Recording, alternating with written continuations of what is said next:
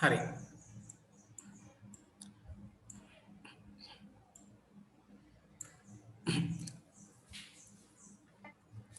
හරි. රයිට්. එතකොට අපි හිටියේ මෙන්න මෙතන අන්තිම එක හද හිටියේ. හරි.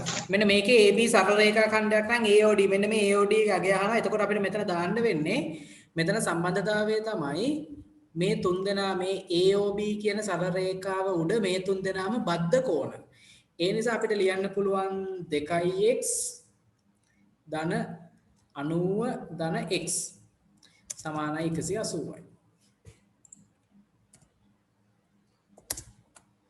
මෙතන 2x ඉන්නවා, මෙතන 90 ඉන්නවා, මෙතන x ඉන්නවා. ඔය තුන් දෙනාගේ එකතුව 180යි.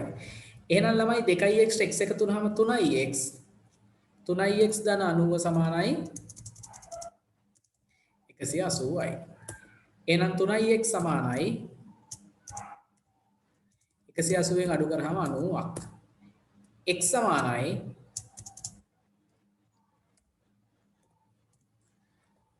180ෙන් 90ක් ගියාම 90යි 93ෙන් බෙදුනහම එන x සමානයි 93ෙන් බෙදුනහම 30යි. මෙතන AOD කියන්නේ 2x ට. ඒ නිසා අපි ලියනවා AOD සමානයි 2x සමානයි දෙවරක් 30. දෙවරක් 30 60යි. ඔන්නෝම දාන්න. හරි. රයිට්. ඊළඟ එක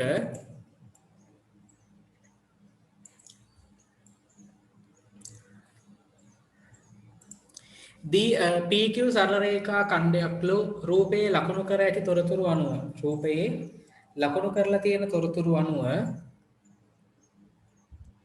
POSC අගය අහනවා. POS මෙන්න මේ POX. එහෙනම් අපිට මේ x හොයා ගන්න ඕනේ. එහෙනම් අපි මෙතන ලියනවා සම්බන්ධතාවය කොහොමද? 3x ධන 2x ධන 80 සමානයි 180යි. 3x 2x එකතු වුණාම 5x 5x සමානයි ළමයි 180ෙන් අඩු වුණොත් එහෙම අර එහා පැත්තේ හිටපු 80.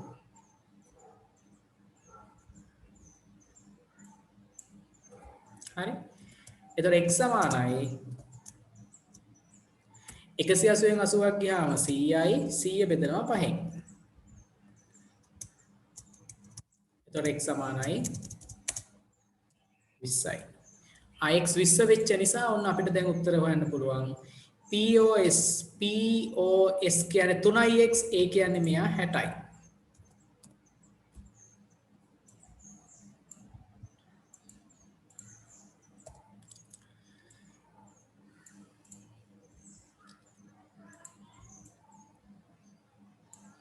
ඊළඟට SOQ කියන්නේ 2x සහ 80. 2x කියන්නේ 60යිනේ. 80යි 60යි එහෙනම් 140යි.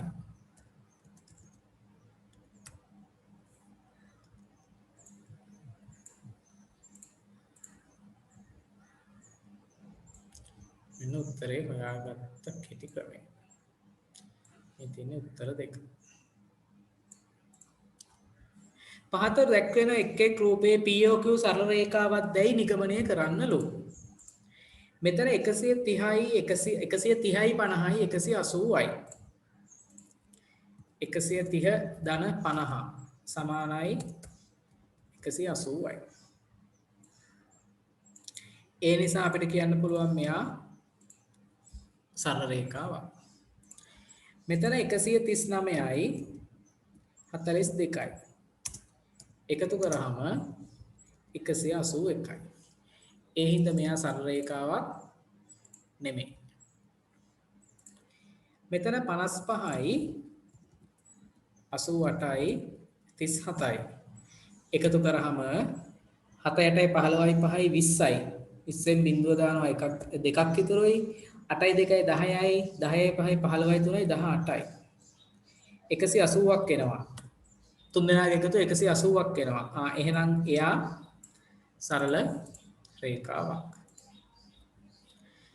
මෙතන 45 ධන 113 ධන 22 එකතු කරාම 113යි 22යි 135යි 135යි 45යි 180යි. එහෙනම් ඒකත් සරල රේඛාවක් වෙනවා.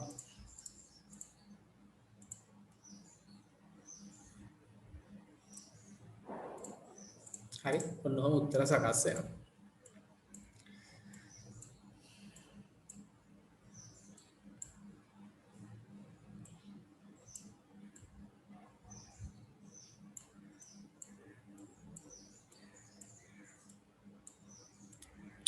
ඊළඟට 3යි 3 අභ්‍යාසය අහනවා x වලාගය මෙතන අපිට ගන්න වෙන්නේ සරල ලක්ෂයක් වටා කෝණවල එකතුව. ලක්ෂයක් වටා කෝණවල එකතුව. x ධන 130 ධන 160 සමානයි 360යි. ළමයි ඔය සමීකරණ ලියලායි ඔයගොල්ලෝ හදලා තියෙන්න ඕනේ. එහෙනම් x සමානයි නැත්නම් x ධන 130යි 160යි 290යි. x ධන 290 සමානයි 360යි. එහෙනම් x සමානයි 360න් අඩු වුණොත් 290ක්. x සමානයි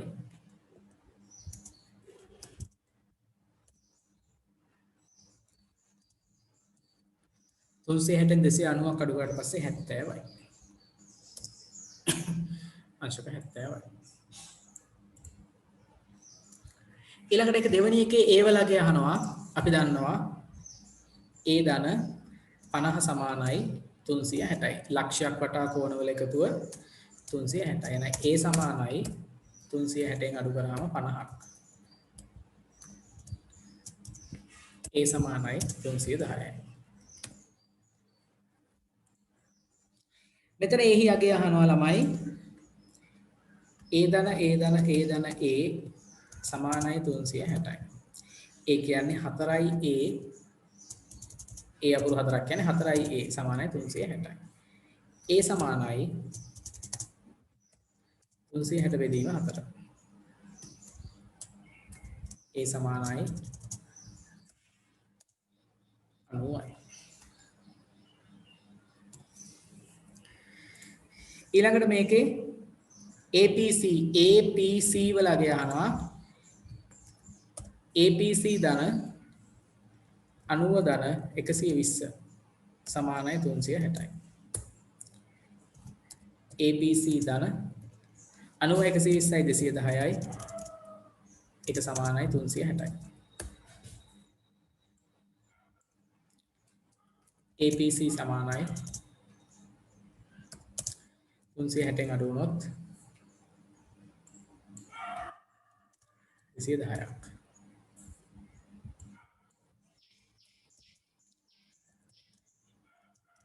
APC සමානයි 150යි.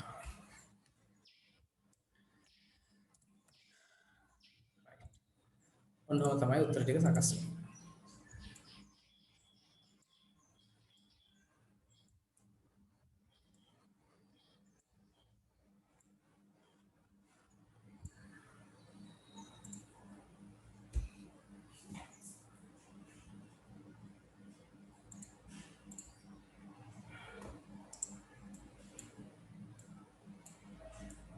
හරි ඊළඟට ඒ වගේ තව දෙකක් තියෙනවා.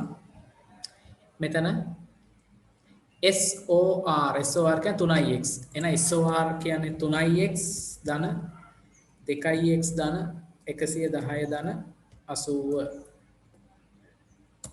සමානයි 360යි. 5x ධන 110යි. 5x ධන 190යි. සමානයි 360යි. 5x සමානයි 360 අඩු කිරීම 190.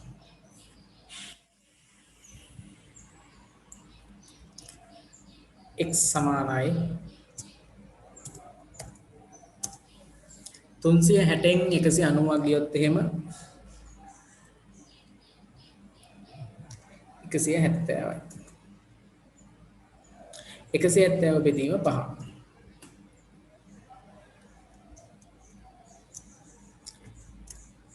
x සමානයි 34යි.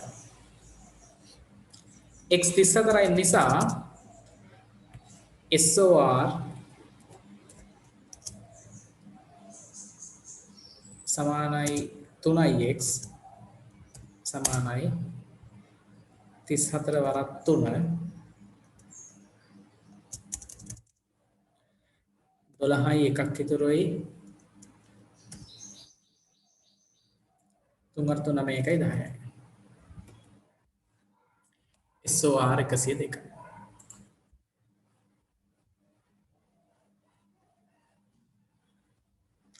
AB සරල රේඛාවක්ලු AB සරල රේඛාවල්ලු ABR ගේ APR මෙන්න මෙතන විශාලත්වය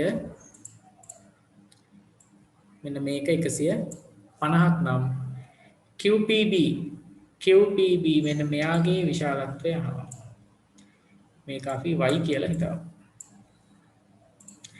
එහෙමනම් 2x ධන 150 ධන x අනේ අපිට ඉස්සෙල්ලා හොයාගෙන ඉන්න වෙනවා මේ x ධන 150 සමානයි 180යි. මොකද උඩ සරල රේඛාවක් නේ. එහෙනම් සරල රේඛාවක් මත බද්ධ කෝණ ඇසුරෙන් 180 වරෙන් 150 x සමානයි 30යි.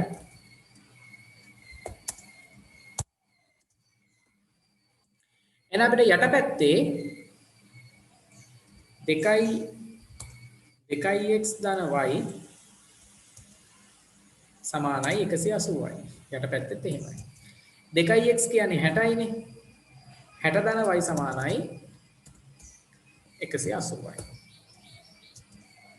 එහෙනම් y සමානයි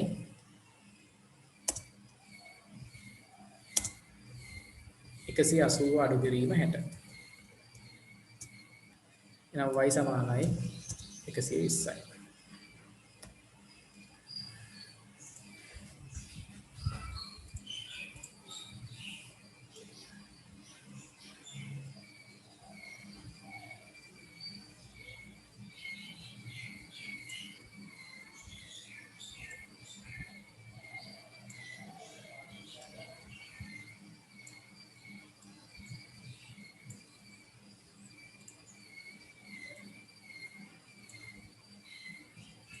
හරි රයිට්.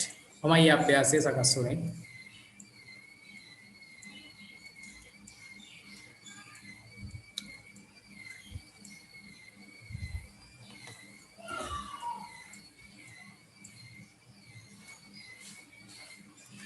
ඊළඟ 3යි 4 අභ්‍යාසය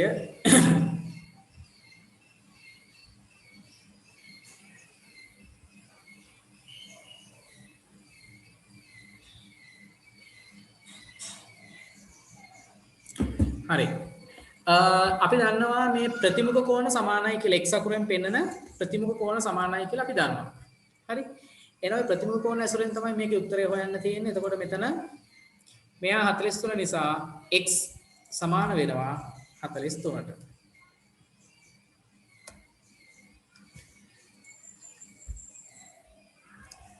ඊළඟට මෙතන ප්‍රතිමුඛ කෝණ නිසා මේ 130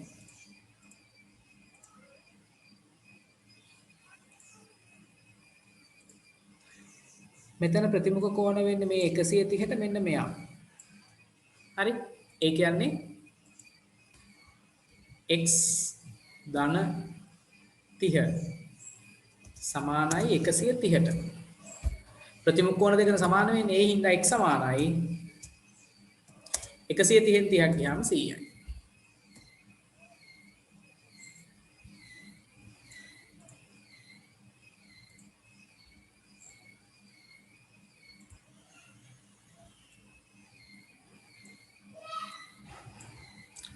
ඊළඟට මේකේ ප්‍රතිමුඛ කෝණ දෙක වෙන්නේ මෙන්න මෙයා 135ට ප්‍රතිමුඛ කෝණ දෙක වෙන්නේ මෙයා. එහෙනම් 135 සමානයි නැත්නම් a අකුරු දෙකක් 2a සමානයි 135යි. එහෙනම් A සමානයි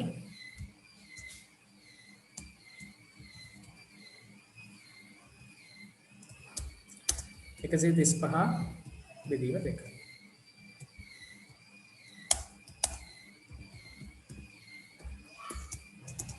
A සමානයි 135 දෙකෙන් බෙදුවාම 130 නම් 65යි 67.5යි.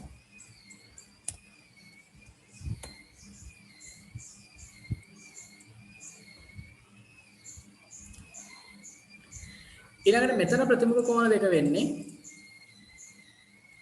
125ට ප්‍රතිමුඛ වෙන්නේ මෙන්න මෙයා. x අකුර හැදෙන්නේ මේ දෙන්නගෙන් බලන්න හොඳට. එතන සම්බන්ධතාවය තමයි x ධන 90 සමානයි 125ට. එහෙනම් x සමානයි 125 රින 90. x සමානයි එහෙනම් 125න් 90ක් ගියාම 35යි.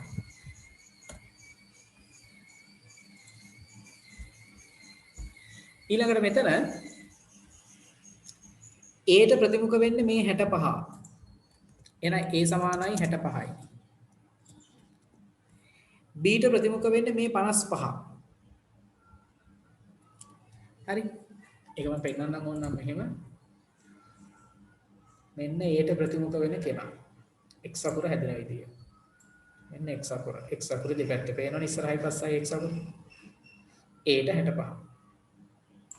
හරි. right. ඔය වගේ මේ B ට ප්‍රතිමුඛ වෙන්නේ මෙයා.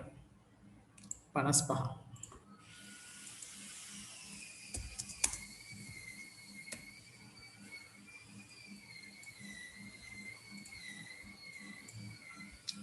හරි. ඊළඟට ඉතුරුනේ C ට ප්‍රතිමුඛ වෙන දැන් මෙතන ABC සමානයි 180යි. A ධන B ධන C සමානයි 180යි. සරල රේඛාවක් මත බද්ධ කෝණ මේ තියෙන මේ පැත්තේ මේ. අපි දන්නවා A 65යි කියලා ධන B අපි දන්නවා 55යි කියලා ධන C සමානයි 180යි. 55යි 65යි 120යි. 120 ධන C සමානයි 180යි. එහෙනම් C සමානයි 180ෙන් අඩු කරාම 120ක්. C සමානයි 60යි.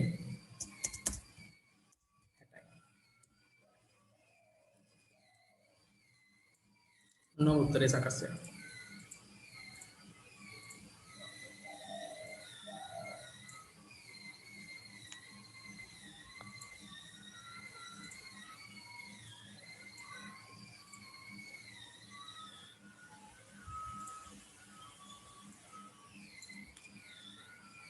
හරි.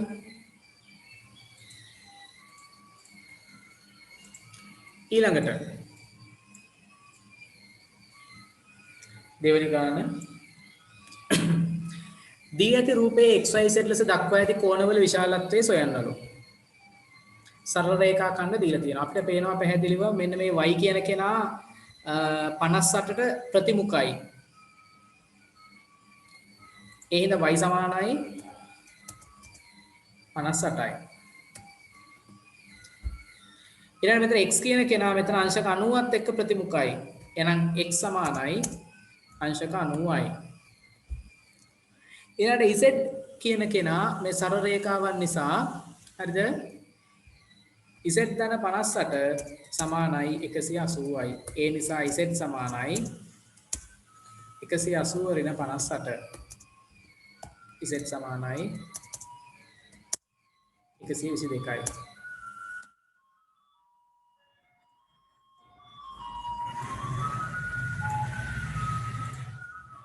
ඔන්නෝමයි උත්තර සකස් වෙන්නේ. එච්චරයි කෝණ පාඩම. කෝණ පාඩමේ තේරෙන්නේ නැති මොන හරි තියෙනවා නම් ඔයගලන්ට අහන්න පුළුවන්. කෝණ පාඩම අමාරු නැහැ. කෝණ පාඩමේ ඔය අපි කතා කරේ නීති වර්ග 5ක් ගැන. ඔය නීති 5 ඇසුරෙන් තේරෙන්නේ නැති මොන හරි තියෙනවා නම් අහන්න පුළුවන්.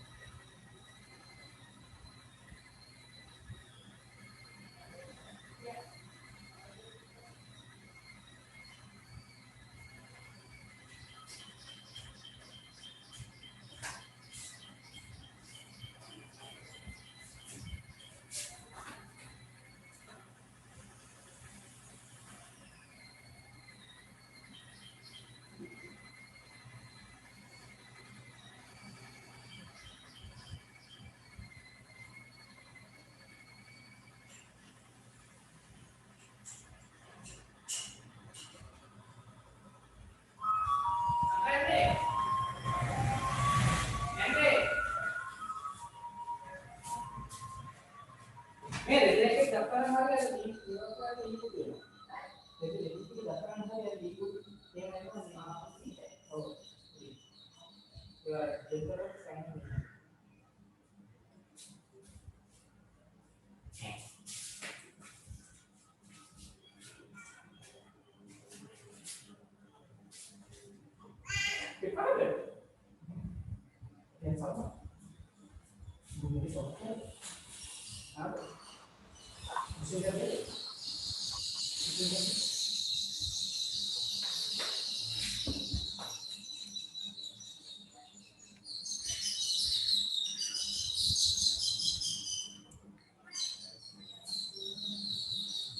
හරි ඊළඟට සදිශ සංඛ්‍යා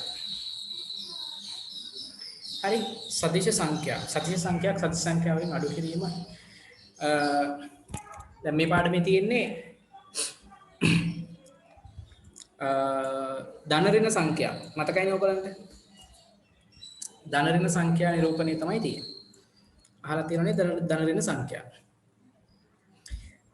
සංඛ්‍යා රේඛාවක පිටි ලක්ෂයක් මගින් නිරූපණය කර ඇති සංඛ්‍යාවක විශාලත්වය යන සංඛ්‍යා රේඛාවේ බිඳුව පිටි ලක්ෂයේ සිට ඇති දුර. එතකොට සංඛ්‍යා රේඛාව කියන එක සදිශ සංඛ්‍යා කියන්නේ ළමයි දිශාවක් සහිත සංඛ්‍යා කියන එක. දිශාවක් සහිත සංඛ්‍යා කියන එක තමයි අපි සදිශ සංඛ්‍යා කියන්නේ. එතකොට අපි සදිශ සංඛ්‍යා ලකුණු කරන්නේ සංඛ්‍යා රේඛාවක. හරි. අපි සංඛ්‍යා රේඛාවක් මෙහෙම ඇඳලා සංඛ්‍යා රේඛාවේ ලකුණු කරනවා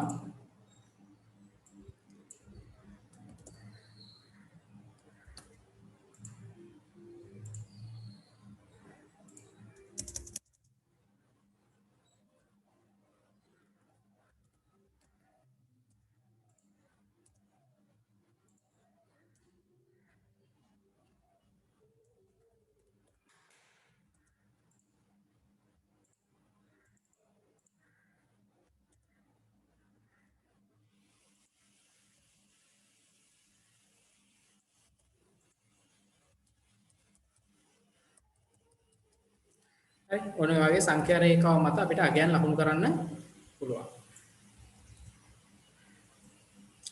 එතකොට මේ සංඛ්‍යා රේඛාවක් ගත්තාම සංඛ්‍යා රේඛාවේ අපි මේ ලකුණු කරොත් සංඛ්‍යා රේඛාවේ හරි මැද තියෙන බිඳුව. හරි අපිට එක තැනක් ලක්ෂයක් බිඳුව කියලා ගන්න පුළුවන්. ඊට පස්සේ බිඳුවෙන් පස්සේ 1 2 3 4 5 6 7 ඔය විදිහට ලකුණු කරන්න පුළුවන්. හරි රයිට් ඊට පස්සේ බිඳුවෙන් මේ පැත්තට මෙහෙට තියෙන ඍණ සංඛ්‍යා. එතකොට මෙතන ඉන්නේ ඍණ 1. හරි මෙතන ඍණ 1 ඍණ 2 ඍණ 3 ඍණ 4 ඍණ 5 ඍණ 6 ඍණ 7 ඍණ 8 ඍණ 9. එතන මේ පැත්තේ ඍණ ලකුණත් එක්ක එනවා ඍණ 9.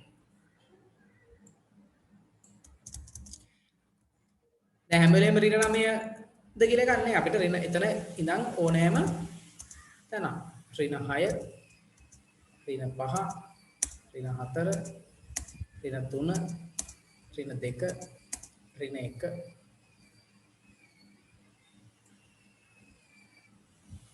දක්වා ඔන්න ගන්න.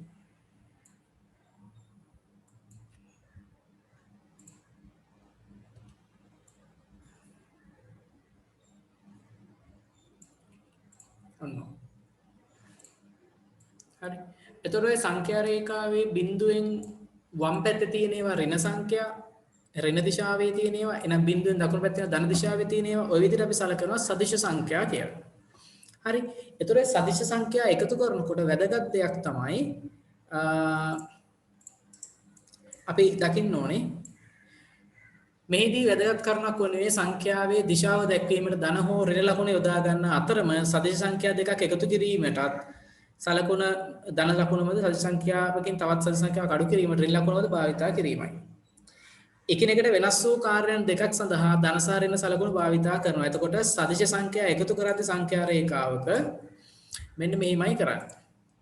අපිට කිව්වොත් එහෙම එකතු කරන්න කියලා ධන දෙකට ධන තුනක්. අපි ඉස්සල්ලාම කරන්නේ ධන දෙක හොයාගෙන යනවා. මෙන්න ධන දෙක. පළවෙනි දීලා තියෙන සංඛ්‍යාව හොයාගෙන ගිහිල්ලා එතන ඉඳන් දෙවනියට දීලා තියෙන සංඛ්‍යාවට සමාන වාර ගණනක් අපි මෙහෙට පයි. උදාහරණයක් විදිහට ධන දෙකේ ඉඳන් 3ක්නේ 1යි 2යි 3යි තුන් පාරක් පයින්නවා. ධන 3ක් එකතු කරලා තියෙන නිසා දකුණු පැත්තට පයින්නවා. ධන දකුණු පැත්තට. එතකොට උත්තරේ එනවා එකතු කරාම 5යි කියලා. හරි? ධන 3යි ධන 2යි එකතු කරාම ධන 3ක් උත්තරේ එනවා ධන 5ක්. ඒතර උත්තරේ එන්නේ ওই ක්‍රමයට.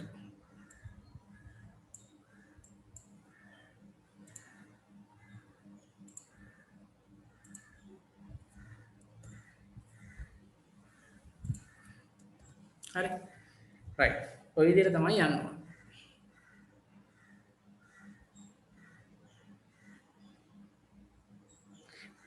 ඒතර අපි ගිහින් නවතින තැන තමයි උත්තරේ සකස් වෙන්නේ.